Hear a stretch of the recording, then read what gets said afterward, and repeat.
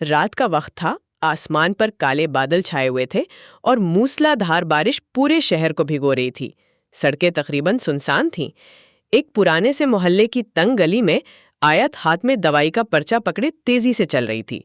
उसके कपड़े बारिश से भीग चुके थे, मगर उसकी आंखों में सिर्फ एक फिक्र थी, अपनी बीमार माँ को बचाने की फिक्र। घर से निकलते वक्त उसकी माँ शफकत बीबी ने कमजोर आवाज में कहा था, बेटी, अगर दवाई ना आई तो शायद मैं सुबह ना देख सकूं। ये अल्फाज आयत के दिल में तीर की तरह लगे थे, इसीलिए वो बारिश, अंधेरे और सुनसान रास्तों की परवाह किए बगैर भागी जा रही थी।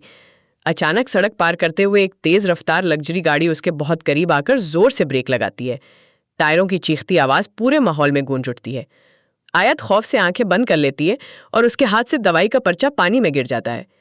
गाड़ी का दरवाजा खुलता है और बाहर निकलता है जैन, एक अमीर, बावकार मगर खामोश नौजवान। जैन जल्दी से आयत के करीब आता है और परेशान लहजे में कहता है, आप ठीक हैं? कहीं चोट तो नहीं लगी? आयत खामोश रहती है, सिर्फ उसकी आंखें जैन की आंखों से मिलती हैं। चंद लम्हों के लिए जैसे वक्त रुक जाता है।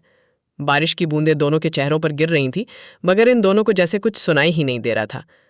अचानक आयत को अपनी माँ याद आती है। वो फौरन झुककर अपना भीगा हुआ पर्चा उठाती है। जैन की नज़र पर्चे पर पड़ती है। उस पर लिखा होता है, इमरजेंसी दवा, फौरी ज़रूरत। जैन के चेहरे का रंग बदल जाता है। वो आहिस्ता से पूछता है, कौन बीमार है? आयत पहली बार जवाब देती है, मेरी माँ, और मेरे पास वक्त बहुत कम है। ये कहकर आयत वहां से चली जाती है, मगर जैन वहीं खड़ा उसे जाते हुए देखता रहता है। फिर जैन आहिस्ता से मुस्कुराता है और कहता है, शायद किस्मत ने आज मुझे मेरी मंजिल दिखा दी। Emergency hook.